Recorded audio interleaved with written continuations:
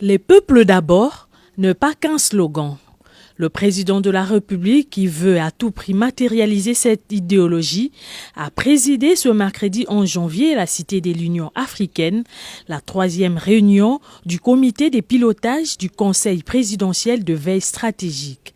Les coordonnateurs de ce service spécialisé de la présidence de la République, François Mwamba Tchishimbi, a indiqué que les buts de cette première rencontre de l'année est de soumettre au chef de l'État la feuille des routes pour l'année 2023.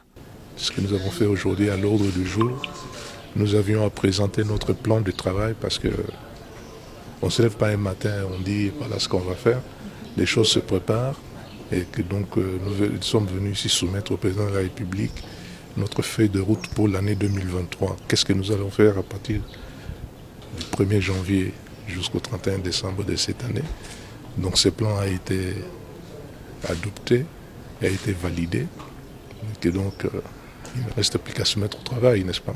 Plusieurs points ont été abordés lors de cette séance de travail, parmi lesquels la gratuité de l'enseignement primaire, la couverture santé universelle, ainsi que la mise en œuvre du programme de développement local des 145 territoires qui vise à améliorer le cadre de vie des populations rurales.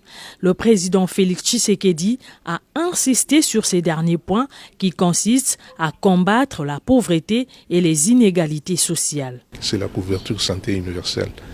Mais quand est-ce que nous aurons un système de santé ici à la fois efficace et qui permette à ceux qui ne sont pas riches, à ceux qui n'ont pas beaucoup d'argent, de pouvoir accéder à un niveau de soins qui soit comparable à celui dont bénéficient les gens qui ont les moyens. Par rapport à cette initiative-là, vous savez, il avait lancé l'idée que la maternité de nos mamans soit rendue gratuite, tout ça, etc.